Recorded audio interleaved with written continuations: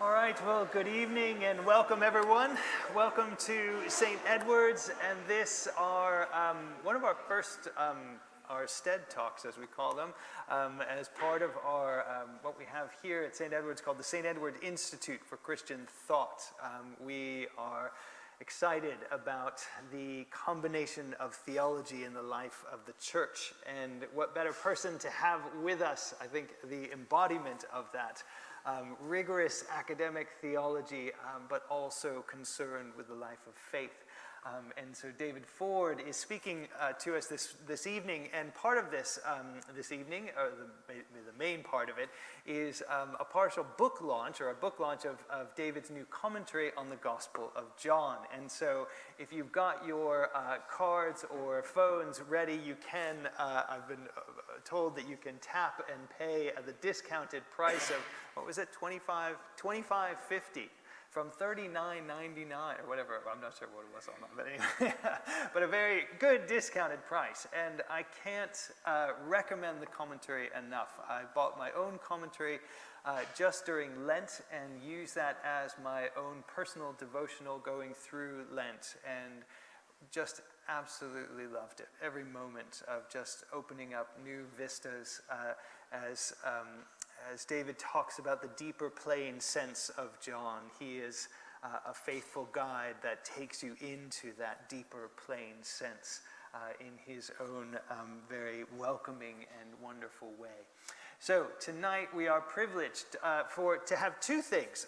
One is David speaking about a portion of his commentary on the wedding of Cana, the wedding at Cana and Jesus changing water into wine, and that will be kind of our other theme for this evening, partially to indulge my own research as I am doing a book on the biblical use of wine in both Old and New Testaments that hopefully will come out at some point with CUP in the future. So yes, my two passions combined in biblical theology and my love of wine. And we'll talk a little bit about the wines that we'll be drinking later, because they are also very special and part of this evening as well. But can I invite us to give David a warm welcome as he comes and speaks to us on the wedding of Cana.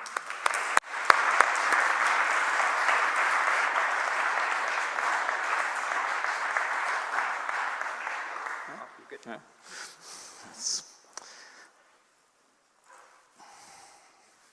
Sorry, one has to be wired up nowadays.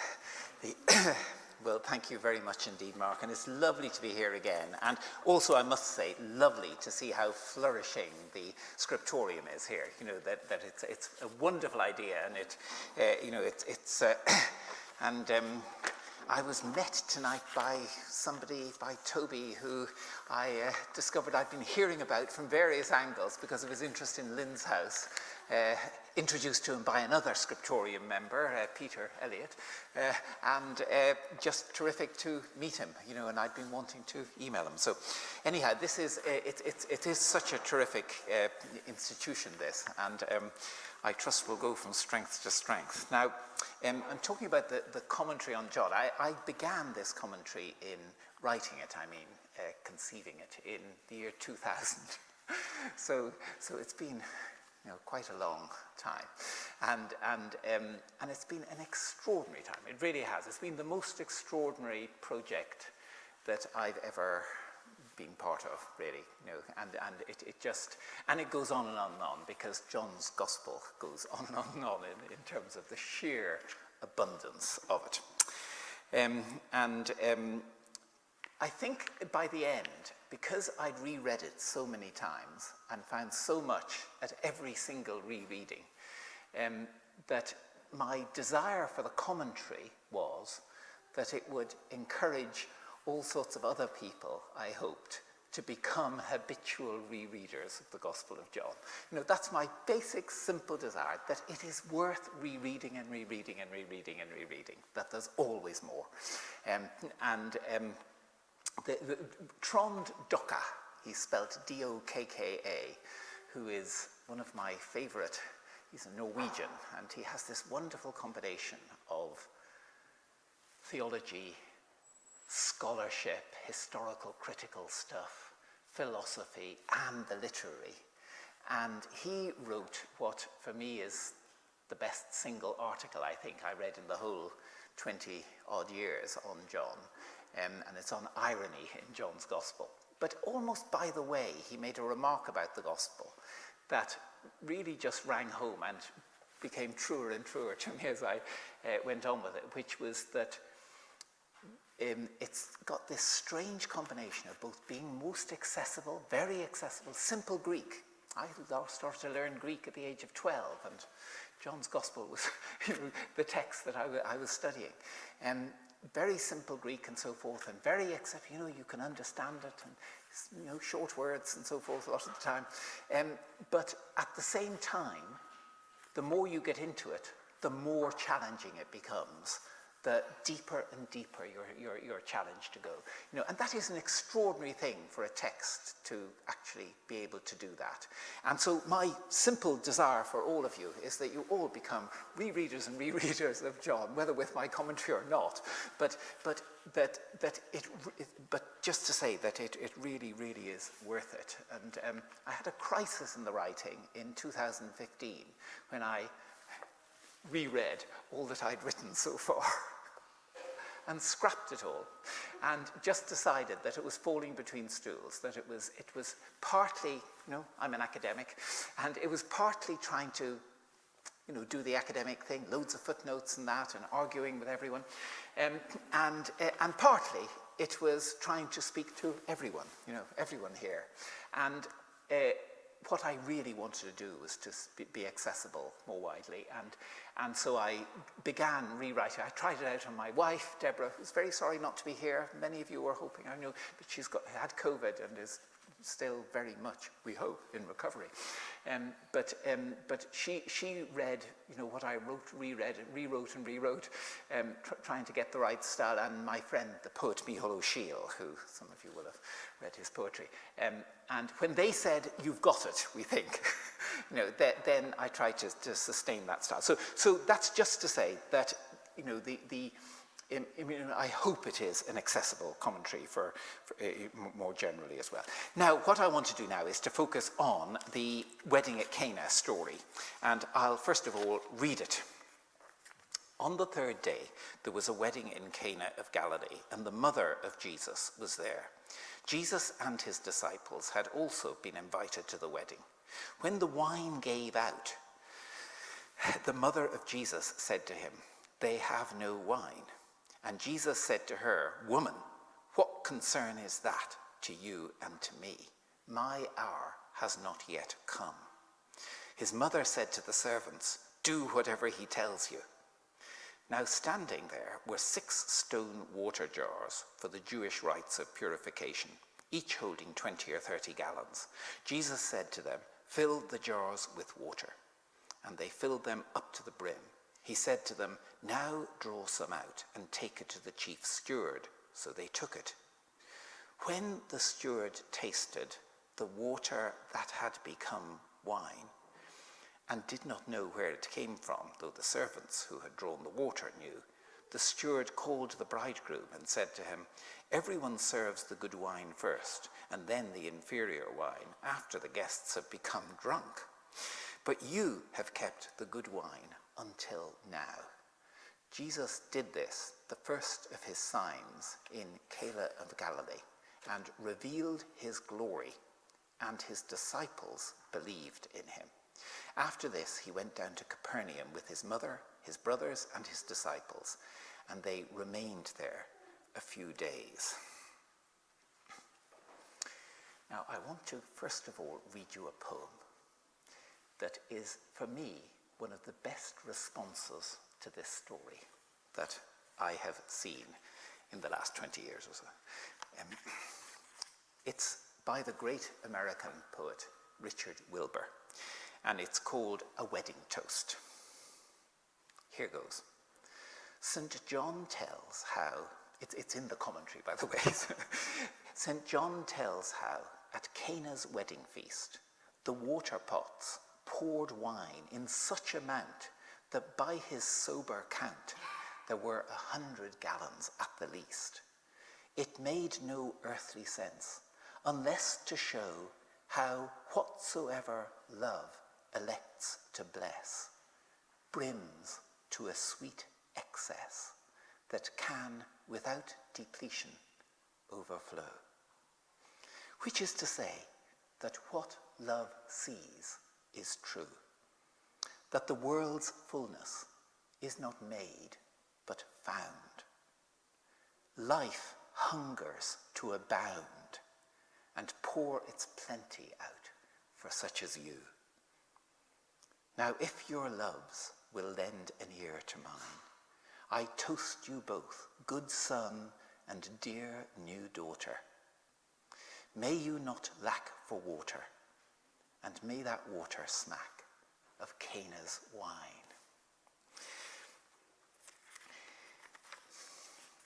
Now, the first obvious thing I think about that is you just look at the abundance of it in such amount, 100 gallons at the least. How whatsoever love elects to bless brims to a sweet excess that can, without depletion, overflow. The world's fullness is not made but found. Life hungers to abound. This sense of superabundance, and that is one of the keynotes of the whole of John's Gospel. You know, right there from the headline in the prologue, which is that from his fullness we have all received grace upon grace. There's a lovely echo of the prologue in this, and I think actually this Cana really is a performance in sign language, so to speak, of the prologue in many ways. And I'll say a bit more about that. But this sense in John's Gospel, you know, he wants you to have an imagination of the superabundance. You know, there's all, you know, a few loaves and fish, you know, feed 5,000 or more. And there's the great catch of fish. There's there's one thing after another. The wind blows where it will, and the Spirit, he says, is given without measure. What does it mean to live in a world where the Spirit is given without measure? Well, you just breathe it in. You know, Jesus breathes out the Spirit into his disciples, and and we can breathe it in. That it's a quite astonishing vision of abundance. But the final one, which of course is an interesting one for us academics, about the world not being big enough to hold the books that could be written about Jesus. Some take that as discouragement to write more books. I don't, obviously. But this note of superabundance is one of the first things about that. And I think Wilbur just gets beautifully the theme of love. Love isn't mentioned till John 3:16. God so loved the world that he gave his only son. You know, that's the first explicit mention of love. But of course, at the climax of the prologue is the son close to the Father's heart. That's the love at the heart of the universe, at the heart of all reality. That's what the whole gospel really is inviting us into. And beautifully, Wilbur makes that sense of whatsoever love elects to bless, and so on. Now, I think that one about the world's fullness not being made but found is a terribly important one for our worldviews. You know, do we really inhabit a world, just look around you, at which love is at the heart, that is reality, that love is to be found, that is the real, that the son close to the Father's heart, that is the truth of our reality, that creation is made in love, and that's what we're invited into. John's Gospel is, I think, just a fundamental statement that is the reality we are part of, and we need to trust that we're part of and act on the basis of that, whatever we seem to see around us, because the light shines in darkness, and there's no doubt that the darkness continues. Just a final personal note on the Wilbur poem. I have two daughters. Well, my wife and I have two daughters, and I've been longing to give this poem. This is for Wilbur's son getting married, but our third one is a son. And finally, last year, our son got married, and I was able to recite this poem. And months later, his bride, Alex, said to me, you know, the only point at which I cried during the whole day was when you said, "Dear new daughter." It was so moving. Well, now, some further thoughts. How am I doing for time? Okay. A few further thoughts.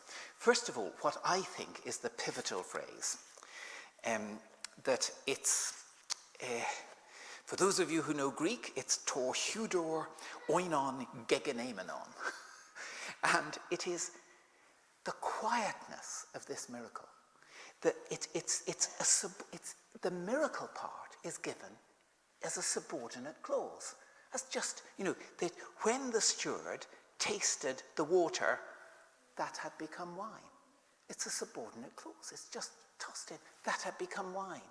Quietly. It had happened. How it had happened. No big fuss at all. And obviously, an awful lot of people at this event didn't realize what had happened. It says at the end the disciples believed, but other people just got drunk. So the quietness of this, and I just want to focus on gegenemenon. Those of you who know Greek will know that that's a pretty fundamental verb. When I examined, while writing the commentary, just where that verb came, in the prologue, it comes 9 times. All things came into being through him. Not one thing came into being. What had come into being? There was a man sent by God. That's the verb ginomai. And the world came into being through him again. He gave power to become children of God. That's the same word, verb ginomai. And then the word became flesh. That's the same verb, ginomai. And then even John the Baptist ranking ahead of him, that's actually the same verb. It's not evident in the English translation. It almost couldn't be because it has so many turns to it, this verb. And then finally, grace and truth came through Jesus Christ. That's the same verb, ginomai. In other words, what is happening here is a performance of the prologue's word made flesh. Jesus says, fill up these jars. And what happens? This happens. The ginomai, the thing happens. And the quietness of that, I think, is extraordinary. And of course, the causality of word is fascinating, isn't it? If I were to shout fire now, you'd probably go for the exit. Just how a word is causal. Think of a promise, think of a forgiveness, think of, words are extraordinary in there. And Jesus is the word made flesh, who is causal in all sorts of ways, but causal doesn't quite get it. And I was vividly reminded of one of the most exciting sets of conversations I ever had when in relation to this. It was, I forget what the year was, but I'd been invited with Professor Peter Oakes, who's a Jewish professor of philosophy, and Dr. Arif Nayed, who's a Muslim philosopher originally, though he's now a candidate for what I think must be one of the least enviable jobs in the world, being president of Libya. But he's one of the candidates for that. But he's a very remarkable person. But we'd all been involved in this practice of scriptural reasoning, where different religious traditions come together and study their texts intensively, which has been terribly important for me. And it enters into the book in various ways, actually, mostly hidden, but sometimes occasionally explicitly. But we'd been invited by Ian Torrance, who was being inaugurated as president of Princeton Theological Seminary, and we were being put up in a guest house there. And the three of us travelled, intensively talking, all the way from Cambridge. We set off from, for some coincidence, we were all here, and we set off through Heathrow and on the plane and landing. And we did discover, actually, how Homeland Security treated Muslims on that occasion, because Peter and I went floating through, and Arif was held for several hours while we tried to find out what Homeland Security was doing with him. But we went, and then we had these 3 days of the inaugural celebrations. And the theme, one of the key themes in it turned out to be what's called technically, it's not a great word for it, but I'll explain what it's about, occasionalism, which in the Christian, the Muslim, and the Jewish traditions, it's an attempt to ask, how does God relate to the world in terms of activity? Divine agency. It's one of the most fundamental things. There's acres and acres of books, those of you who are theologians will know, about divine agency and how to conceive it and so forth. But this was a sustained conversation over 3 days with long walks and all sorts of things between the three of us. The person at the guest house started calling us the dudes.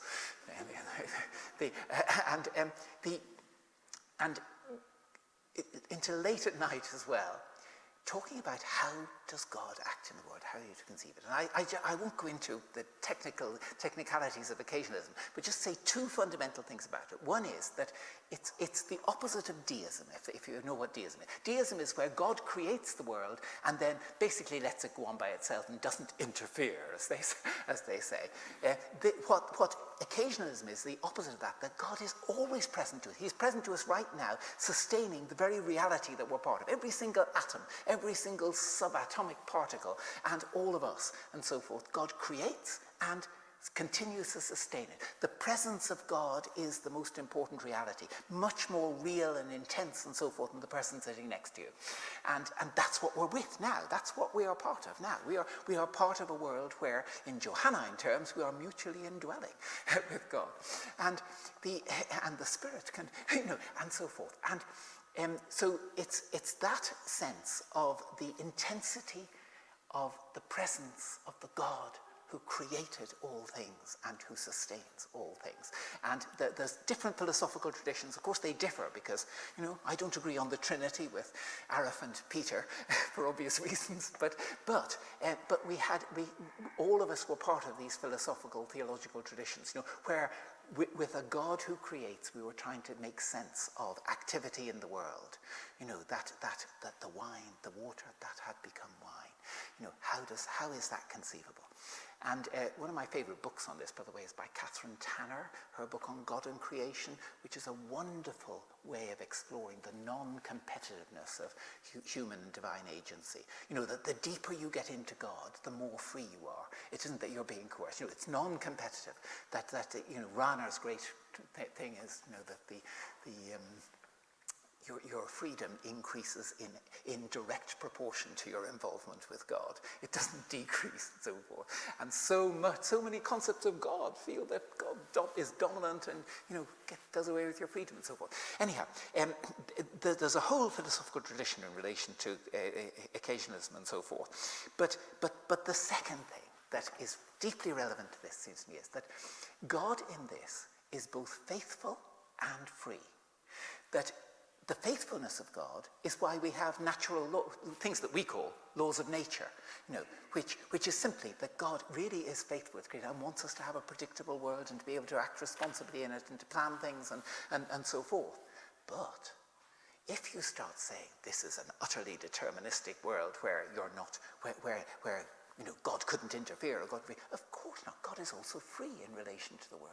And so therefore, there's this sense that the ordinariness of life and the extraordinary come together in the faithfulness and freedom of God. And so, Jesus is free to say, fill up these jars and the water that can become wine. In other words, it's a framework in which God is central to it, and the reality of who God is, not some construction of what might be possible based on generalizing about the way the world is. And of course, it's much more in line with things like quantum theory and so forth.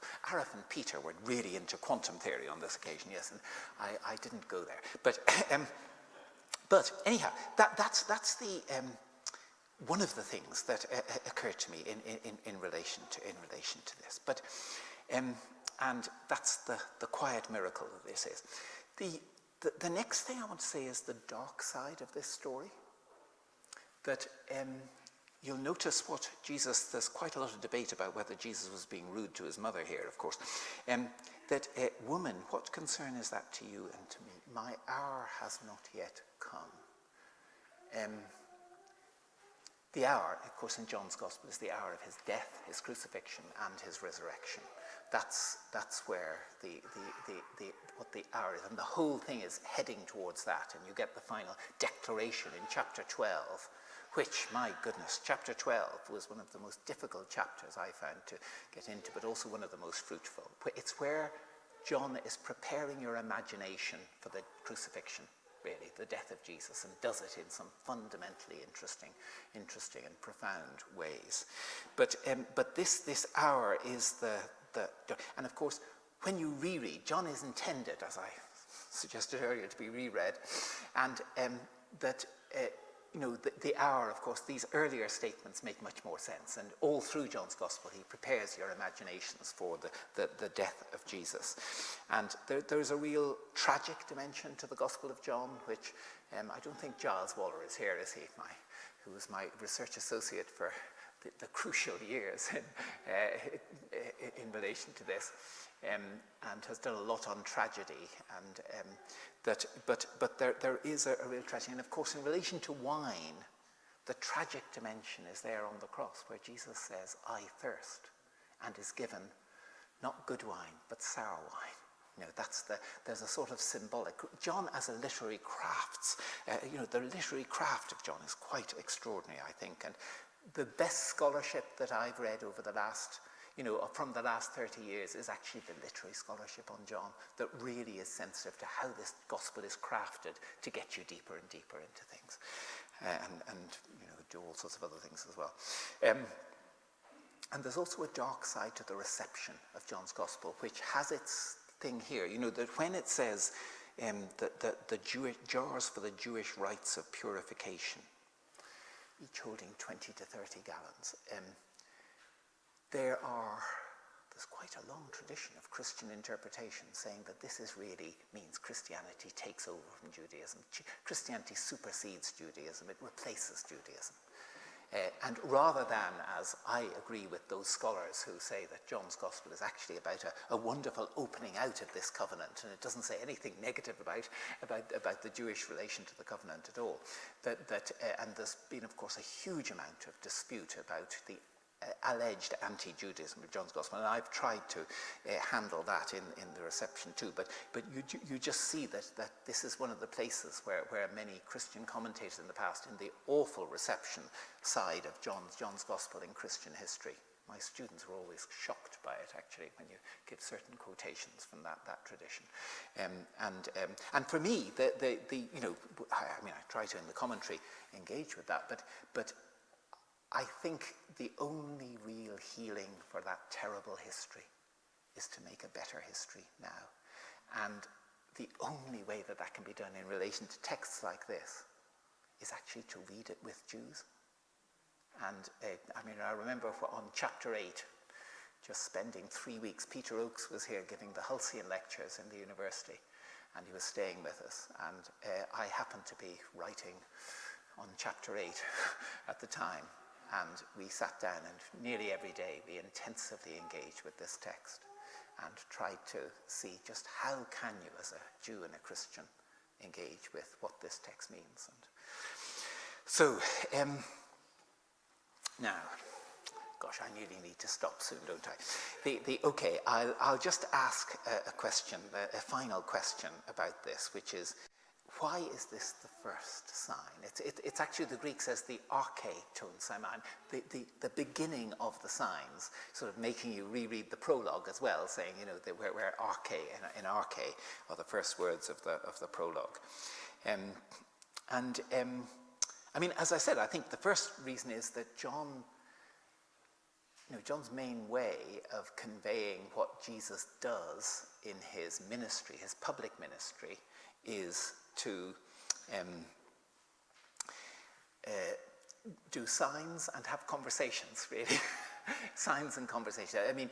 John is going for the essentials of Christianity, really, I think. He's coming, I think, as the fourth gospel to be written, and he knows the other gospels, I think. Scholars differ on this, as in almost everything else. But I think he knew that. I think he also knew Paul's theology as well, and that what John's gospel really is the culmination of New Testament theology, giving us the Pauline pillars of theology and the synoptic narrative dimension, and brings them together. You don't have the narrative in Paul, and you don't have so much of the sort of Pauline theology in the synoptics, and John combines the two. It's no accident that the Eastern Church calls him ho theologos, the theologian, and I think he is. He's the culmination. And I think also he had lived in a church that's you see pictures of it in 1 John, 2 John, and 3 John, the letters, which was a divided church. And he wanted to actually give a gospel that had the essentials, but didn't have the sorts of things you should never divide the church on. So one of my principles is, and seeing as he culminates in chapter 17, that glorious prayer, which is the culmination, is about for unity, for deep unity with God, with each other, for the sake of the whole world that God loves. That he has a passion for unity, and that I think we should be terribly, terribly, terribly wary of ever suggesting that you divide the church, full stop, but let alone that you ever divide the church on anything not in the Gospel of John. So why this first sign?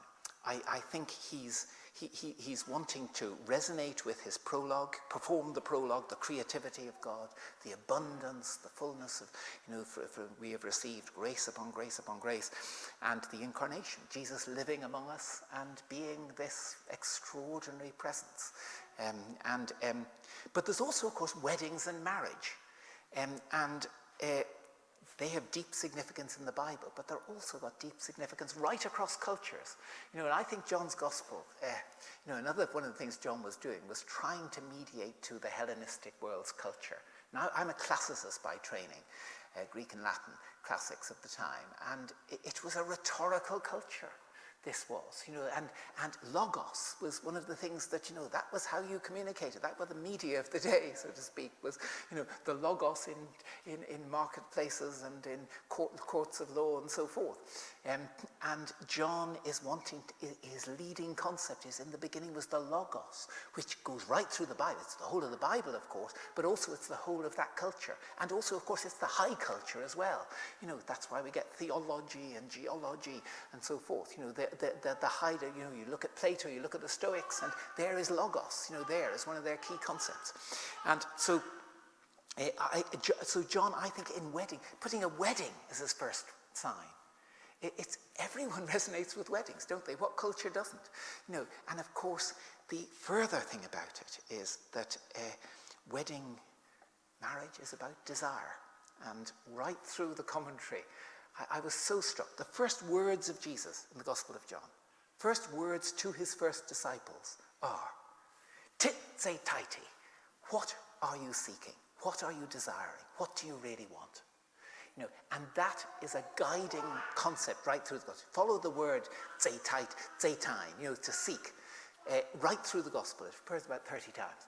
And then the last time it occurs is where Jesus meets, that glorious meeting with Mary Magdalene. And he says, why are you weeping? And whom are you looking for? For whom are you looking? In other words, the what are you looking for is into the who are you looking for. And that sums up, I think, what John's Gospel is about, that we should all be looking for Jesus, for God. That it's a who Jesus is right, absolutely dead center to it. And that as in marriage and a wedding, ideally, that love is at the heart of that. And I think that one of my favourite commentaries on John was Margaret Daly Denton's wonderful Earth Bible commentary. She wrote a commentary published in 2017. I know her. She's based in Dublin, my native city. She wrote, and the title of her book is from that story of Mary Magdalene, Supposing Him to be the Gardener.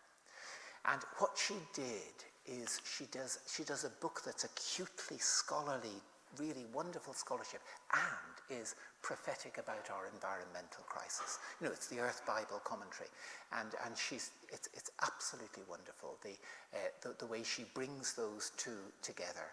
And she gave me, and this will be, I think, my final thought, that I'd been gripped by John 17 when in 2009 Richard Bauckham had retired as Professor of New Testament in St Andrews and come to Cambridge, and Richard Hayes, my favourite North American biblical scholar, was on sabbatical here for 6 months, and I invited them to read John with me, and so we put 21 dates of 3 hours each in our diaries between July and Christmas, and read a chapter at every time, and that was a wonderful, instructive experience for me. But when we came to chapter 17, I remember Richard both agreed that this is a midrash on the Lord's Prayer, and that this extraordinary prayer of Jesus in John 17, on the night before his death, just resonates deeply in all sorts of ways. And that has transformed the way I pray the Lord's Prayer daily. It's extraordinary, the intertextuality between that. And especially, and then when you broaden it out and see the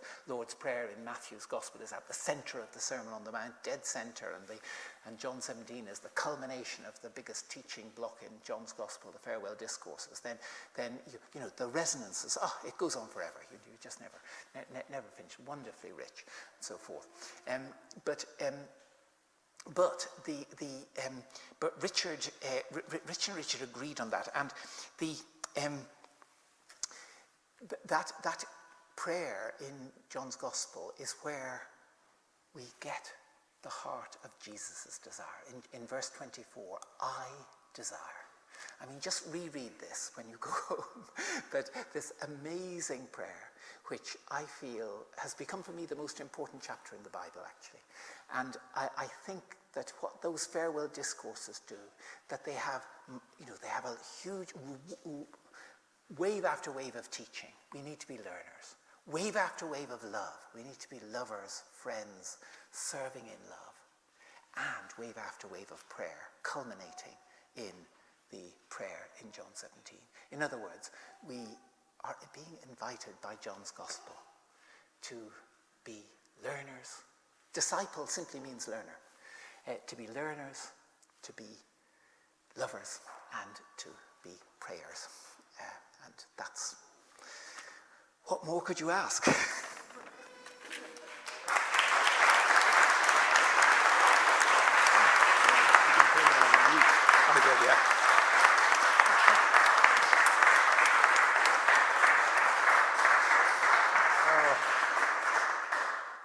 David, thank you so much. Just astounds me the depth of wisdom you have in John's Gospel. And David has graciously let me kind of barge into his book launch and give a little bit of just my own thoughts just for a few moments, and then we'll have some time for questions and questions afterwards. But I wanted to go back just for a little bit on this wedding in Cana, and one of the reasons why it is the arche, or this first sign of Jesus, and where this kind of idea that is so critical, I think, to us as human beings, but has been so abused, as we've seen in our environmental crisis, because the gift of wine in the Old Testament and in the New Testament, and even up until present day, relies on the consistency of God's abundance and blessing in allowing the sun to shine, allowing plants to go through the process of photosynthesis. In wine in particular, the vines dig their roots deep in the soil, and they absorb the minerality and all of those wonderful nutrients that come through the soil, which is why wines from all around the world are unique and have this sense of God's superabundance and gift behind them. But I wanted to talk just a little bit about wine and some of the blessings of wine in the Old Testament that lead up to what David has been speaking on in the superabundance. Wine goes back to the very beginnings of the Bible in the figure of Noah. Now, we remember Noah is the one who is spared, he and his family, from the flood. But one of the things that we learn about Noah is not only his moral and his righteous capacities, often called the second Adam, but that Noah is, when after the flood, or before the flood, his father, Lamech, says of Noah, he says that out of the ground that the Lord has cursed, this one, meaning Noah, shall bring relief from our work and from the toil of our hands. So Lamech gives this prophecy of what Noah's purpose, as it were, is. And one of those things is to bring relief to the toil of our hands. Now, the fascinating thing about this is that there are only 3 uses of this word toil in the Old Testament and the Hebrew Bible. And the first 2 come in Genesis chapter 3. And it's when Adam, after they disobey God, Adam suffers toil because God curses the earth to produce thorns and thistles. And then Eve will suffer toil in her childbirth. But Noah is going to be the one who will relieve us from that toil, as Lamech's prophecy says. Now, so you have 2 key words here, one of curse and the one of toil. And Noah is the one to bring relief to that. And how does he do this? Well, the first thing he does in Genesis chapter 8 or 8 and 9 is when he gets out of the ark, it says he plants a vineyard. Now, if you know anything about planting a vineyard, you'll know that, as the Bible tells us, the next thing he did was get drunk. But it would have taken quite a while, because if you plant new vines, they take about 3 years to produce the first fruits of their crop. But one of the other things that the Bible says, or that the Old Testament says in Genesis, it says, Noah became a man of the soil. And this is a beautiful, beautiful language around who Noah is, his relationship to the soil that is so critical in how these vines will then produce wine for humans to enjoy.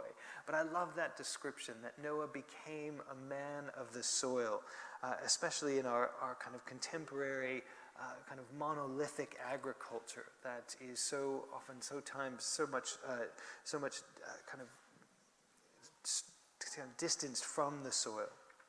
But so in the Bible, Noah is the first to bring relief from our toil, and he does so by giving us the gift of wine. Now, all other cultures have stories about the gods bringing the gift of wine to humanity and all of these things. But in the Bible, wine, this physical substance, is given to us specifically to help relieve our toil.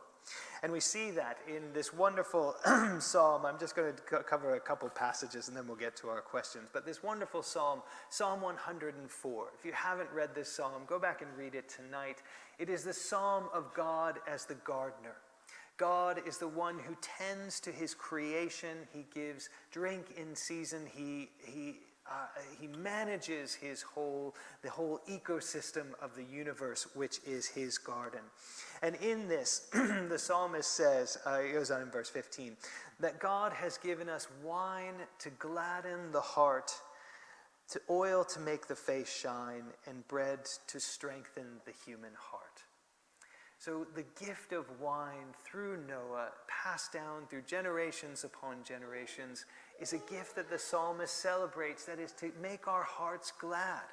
Remember the purpose of Noah's life, or one of the purposes, was to relieve us from toil. And in that relief, we get this sense of gladness in sharing a glass of wine with friends or family or something of that nature. We have bread to help us work. It helps us get through the day, helps our bodies kind of make it through. But wine is something that gladdens the heart. And this wine that gladdens the heart then becomes so central to what David was speaking about tonight.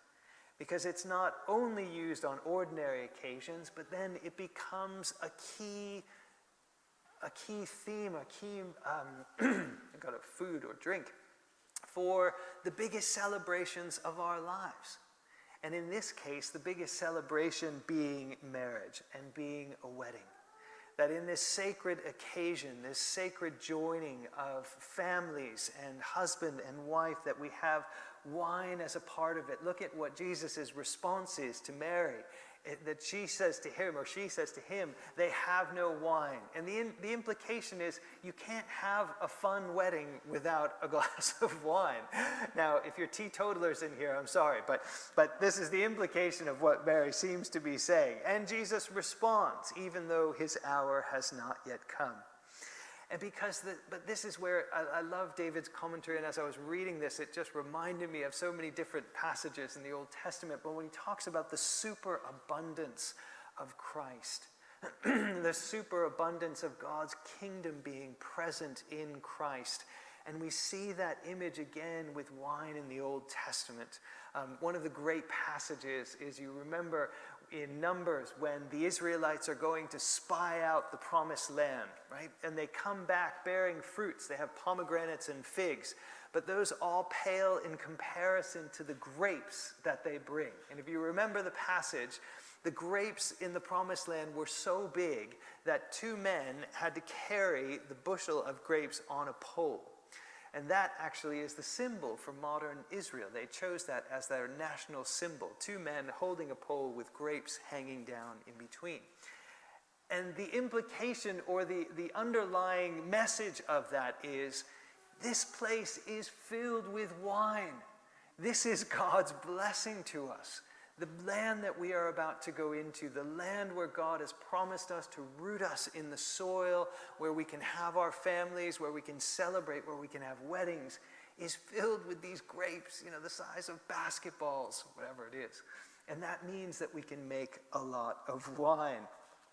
And this similar image, finish with one last image, comes in the prophets. Now there are obviously, as David had just mentioned, there are dark sides to John's gospel, and obviously there are very dark sides to wine, and that's part of my research, because the prophets also use wine as a metaphor of judgment and punishment, of the drunkenness of Israel being equivalent to their sins. But the prophets also use wine as a sign of the coming kingdom of God. And I think this is one of the things that ties in so nicely to this wedding in Canaan and the presence of Christ. And this comes from the prophet Amos.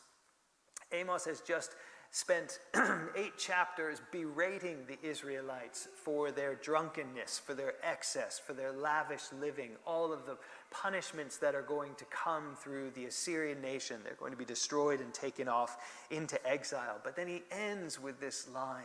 This beautiful line. He says this: "Behold, the days are coming, says the Lord, when the plowman shall overtake the reaper and the treader of grapes, him who sows the seed. The mountains shall drip sweet wine, and all the hills shall flow with it." What a beautiful sign of God's presence. The mountains shall drip with sweet wine, and the hills shall flow with it. And he's not just using a poetic image that is just metaphorical. I think what Amos is seeing is a real vision of Israel and their vineyards. If you've ever been to the Holy Land and you've walked down the valley, you'll see Amos's, well, at least a modern day village of Tekoa, where Amos came from, is up on these hills, these hillsides. And so you can see in the valley was a little bit more fertile for wheat and barley and growing things of that nature. But vineyards are often on hillsides because it allows for drainage and it allows for the airflow to go through to keep away fungus and all of those types of things. So what Amos envisages is, as you walk through this valley, you see Israelites with vineyard after vineyard after vineyard dripping with sweet wine. And that is the sign of God's kingdom. That is the sign of his presence, because if they are living in the land, if they are secured by God's protection from their enemies, if they are allowed to year after year to allow nature to take its course and help grow these clusters of grapes, crush them into wine, then they too can celebrate. They can raise children. They can give them in marriage. They can have festivals. They can rejoice because God has given them the gift of wine. And so there is this beautiful, beautiful thing, I think, about Jesus' first sign in John's Gospel being the superabundance of the presence of wine in this marriage feast. And just to give you a sense of how much that is, so David said there was about 6 jars at about 30 gallons apiece. Now, I went back and did the maths, and so that's about 180 gallons of wine, which is about 818 liters, which is the equivalent to about 1,090 bottles of wine. Now, if you can serve each of those bottles at about 6 glasses, you will have 6,544 glasses of wine for that party. Now that is super abundance, and abundance in a wonderful way to keep the party going. So let me finish with one last quote, and then we'll have some time for questions and answers. This comes from a wonderful book called The Spirituality of Wine. This is kind of what has inspired me to get on my own wine kick and doing a biblical theology of wine. But this is by a woman called Gisela Kreglinger. She's a German, grew up on a vineyard, and she's written this beautiful book. But then she writes this in one of her chapters. She said, "If wine is indeed a special gift from God, then it should be enjoyed prayerfully. Drinking wine at its best is like prayer. We respond to God by enjoying his gifts and allowing wine to instill in us a sense of wonder, not just for the wine, but even more for the generous giver of such a lavish gift. Wine calls us to worship." Oh, it's a beautiful way to phrase it. So we're going to pause now, and we've got a little bit of time for some questions, and we'll go back to the wedding in Cana. We can talk about wine. I'll tell you what wines we have, because we have some special wines here tonight in celebration of this occasion, and it's wonderful that it only takes 3 years for a vineyard to produce its fruit. David took 20, but there is fruit. There is fruit over there that in the form of a book, and you are certainly welcome to buy copies and buy them for your friends. But we'll just rearrange a little furniture, and David, if I can invite you up, and we'll just sit up here. And let's see, I think we'll get Peter to use that microphone. And let's see, we can pull these chairs out. We'll just sit right here. Well, let's see if your microphone is on.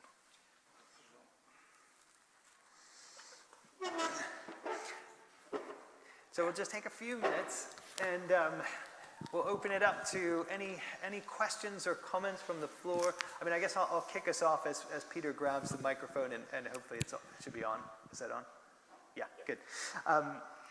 So David, one of the things that I loved about the commentary was just this idea of abundance and this superabundance. And I kept thinking to myself as I went through this, and kind of lived my ordinary mundane life. I thought to myself, I wonder what David would say about what's the experience that John is getting at in this fullness of the Spirit, being together in community in our churches in this body of Christ, that is so filled with this superabundance. And how do we experience that in life? I mean, how do you experience that in life? Debbie's not here, so you can say whatever you'd like. She won't see this. But I was just curious about that, because it was so, I found it just so inspiring, and was such a significant part of one of the themes that you brought out in the commentary. But I wondered if you could just maybe flesh out, and maybe you've had incidents during the whole writing of this where you just felt that this is what John's getting at, and maybe I'm kind of experiencing that. Yeah. I mean, John's a real realist, isn't he? I mean, about the dark side of life as well, about the tragic side. It's not simply gung ho, endlessly being, in hyper joyful moods or something. That's not it. Actually, one of the things I didn't comment on is in verse 11 of that chapter 2, where it says, "This was where Jesus revealed his glory." And of course, that's crucifixion as well as resurrection. And of course, the last mention of glory in John's Gospel is Peter glorifying God by his death and by being taken where he did not wish to go. Remember, when I was graduating in the States, Henry Nouwen was one of our teachers, and he gave a sermon on that one that you will, imagine a whole enthusiastic group of graduates, and he spoke about being taken where you do not wish to go. And in other words, desire in John, it's the more you get on, I think that isn't it joy in the Lord, as Paul would say, that actually it's, it's not a particular mood sort of thing. It's a realism that says that actually at the heart of reality you are loved. It's the beloved disciple on the breast of Jesus. And that from there you can, it's the abundance of love and the glory of God, which is seen in the crucifixion as much as glory, oh goodness me, glory is just such one of the most extraordinary words in that. And of course what that means is you need to be in a community where of course at any one time some will be up, some will be, some will be going through grief, some will be, and so forth. But the point of the community is that you are together realizing, the reality that you are in is the reality of this God, this Spirit, this life, and that will give you a realism about things. But the abundance, I mean, of course, as an academic, I'm fascinated with the abundance of truth. That the Spirit will lead you into all the truth too, and how in John's Gospel, because that's heightened in the trial scene with Pilate, and Pilate's famous question, what sort of voice did he say at him? What is truth? That truth is like the public form of love. Truth and justice are the public forms of love. And there before the representative of the Roman Empire, he's standing for truth and witness to truth, which is incredibly important, it seems to me, in our culture as well. And the abundance of truth can be darned uncomfortable, can't it? Yeah. Great. Thank you. There's somebody over there. Go over there. Yeah. Thank you. David, thank you so much. Thanks for the glimpse not only into John's Gospel, but into your own personal journey in writing this. It seems as though, as you've shared, that this book comes out of the tension of an academic who wants to argue his points, but a churchman who wants to make the text accessible. And I'm reading your commentary. It's not a normal commentary. Thank you. Yeah, it's a compliment, yes. I'm just wondering, how did you wrestle with the constraints that are there from within the scholarly guild? How did you wrestle with those constraints that we find ourselves often conditioned into when it comes to writing a major commentary on a major biblical book? Oh, goodness, yes. I mean, that's, of course, part of the wrestle. I mean, and the academic world is a very violent world, if people demolish people's things, and John's Gospel has the most varied scholarly takes on it, in other words, and I'm acutely aware that a lot of the reviews that have come out so far have been very nice, but they've been church more related reviews. The academic reviews come out later. You wait for the night of the long knives, and I've got two events coming up later that'll be the test of this. I don't know. I mean, actually, I have tried it out on quite a range of scholars, and those 6 months reading with Richard Bauckham and Richard Hayes gave me my sort of gold standard. Two really superb scholars who are in the guild of scholars. I'm not in the guild of scholars. I don't do endless articles on footnotes, But they are, and they are also deeply theological. The two don't necessarily go together, and then they do. And so I had a sort of, in 2009, reading through the whole gospel with them in Greek, around the round table in my office, as we had 3 hours each. That gave me a sense of what the scholarly thing actually, because they delightfully summed up their lifetime of wisdom and understanding and all the scholarly stuff, into those 3 hours. And I had my capacious notebook, which just got filled and filled and filled as I went on. And so I felt that was an orientation on it, but the two big tests are yet to come later this year. The British Society of New Testament Studies, I don't know whether I've got the name of that right because I've never been to it, but they're meeting in St Andrews, and they're having a panel on my commentary.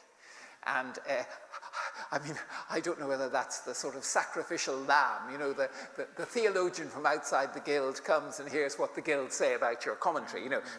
And then at the Society for Biblical Literature, you know, this big 10,000 person thing that's a joint with the American Academy of Religion in Denver in November, there's also a panel on the commentary. I mean, I feel really delighted, but also a bit apprehensive, you know, that there are these two panels among the people who often actually feel they own the New Testament, you know, and obviously I don't agree with them, but you know, I know many of them will differ from me. So, you know, it's a very interesting thing, and my dream really is that what I've tried to do is sure-footed enough on the scholarly side that it can be a book that would figure in courses as well as in churches, and as well as in personal people. You know, it's as much a spirituality as a theology, the book, you know, and you know, it's, well, for me, the Gospel of John, you know, has been just something that one can never get to the end of and needs to, you know, sort of reread it all the time. And so I hope the book will help people, both personally and in their churches and in the academy. But, you know, that's a dream that, you know, is very rarely fulfilled. Let's see. Any other questions, comments? Okay, one, please. Thank you. No, thank you very much, David. Colin, do tell us who you are. Let me tell you who Colin is. Colin is a professor of material sciences who is also a fellow of my own college, Selwyn. I'm delighted to see you here, Colin. But he has also written on the New Testament. Very few professors of material sciences have written on the New Testament. Yes. Colin, yes. Thank you very much, David. No, I very much enjoyed your talk on the book. Something which just struck me about the story is that Jesus' mother saw a problem and she was convinced that Jesus could fix it. Yeah. Now, according to John, this was his first miracle. So why do you think she was so convinced? You know, do what he tells you. Why is she so convinced he could fix this situation? The mother of Jesus is not named in John's Gospel, and she appears twice at absolutely crucial times. This first side, and then, of course, at the cross. That's one of the most significant things, it seems to me, for Christian community. You know, what happens at the cross.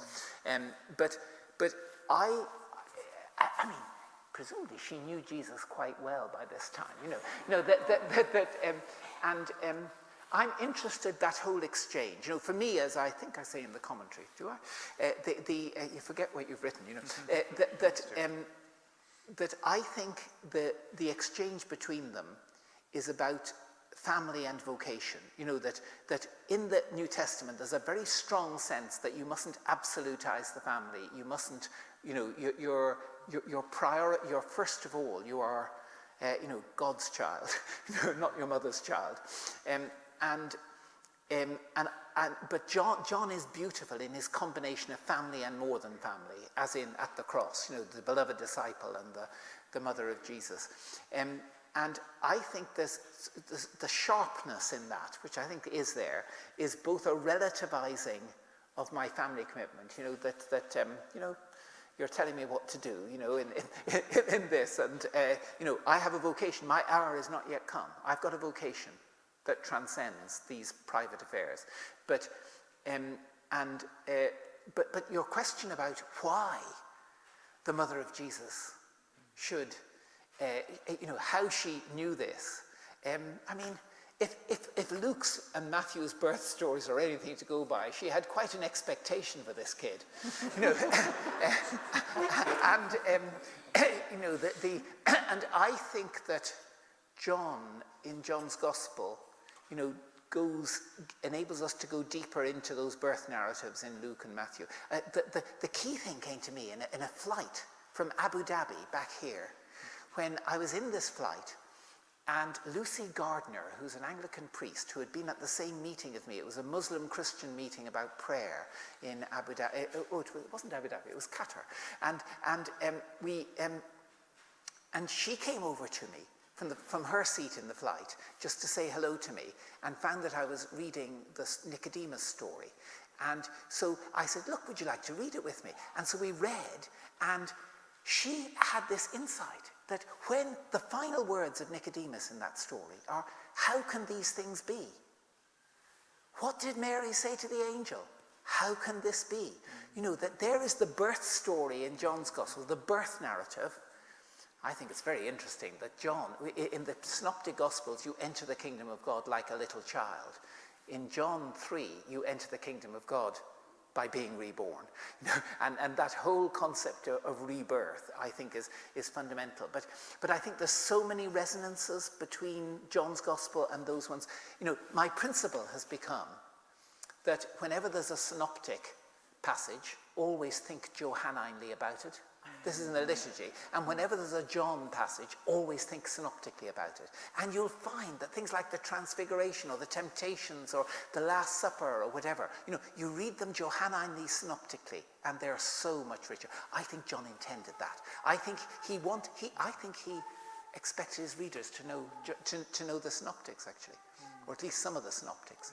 And you know, he expected them to know that John the Baptist had been thrown in prison and so forth. You know, and then he sets up something that's this rich intertextuality, as there is between the Lord's Prayer and John 17. Sorry, that's a very crazy answer to your question, but you know, good question. What's that? One more question? We'll take one more.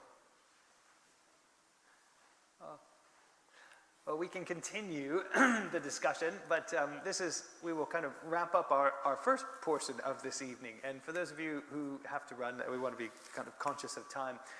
For those of you who can stay, the second portion is actually the fun portion where we get to have a glass of wine and chat with one another. There is some wine and food over here. I just want to tell you what you're drinking, because that is an important part of what we remember as God's blessing.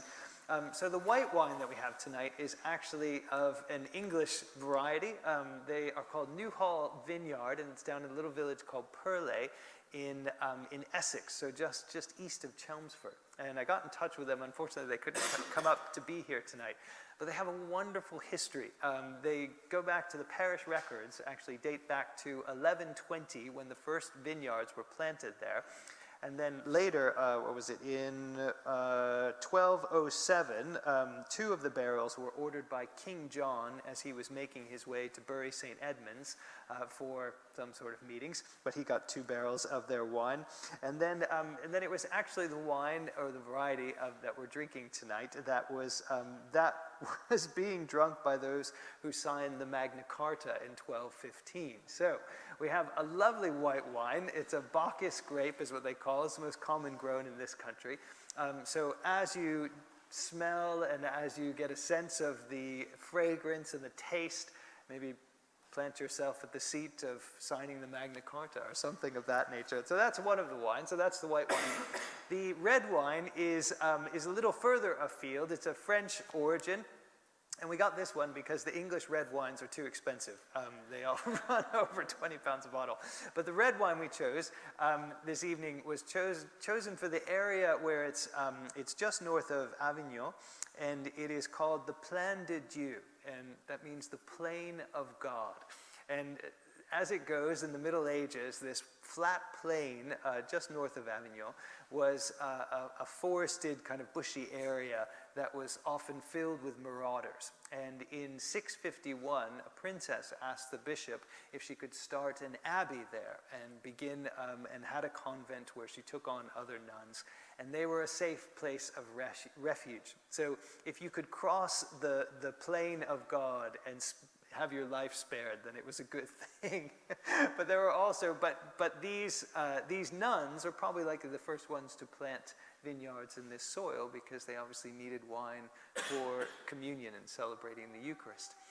So we have 2, and so it's called a Côte du Rhône, and it's a lovely red wine. So do as you think, as you take a whiff and smell and taste, think of those early Christian sisters giving their lives, devoting their lives to monastic living, planting these first vineyards to bless us today.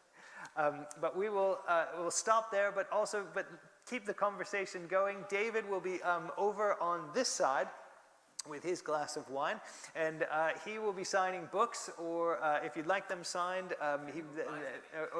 please do buy some, or at least keep him company on this side of the church. And then I'll ask some of the scriptorium folks if we can. We've got some of the white in the refrigerator still, but we'll start pouring some of the reds for you. But there's also some food up there, so please do help yourself to some of the nibbles, and do stay around. Enjoy a glass of wine. Let it relieve the toil of this day as Noah intended, and do buy some commentaries. So, can we say thank you to David once again?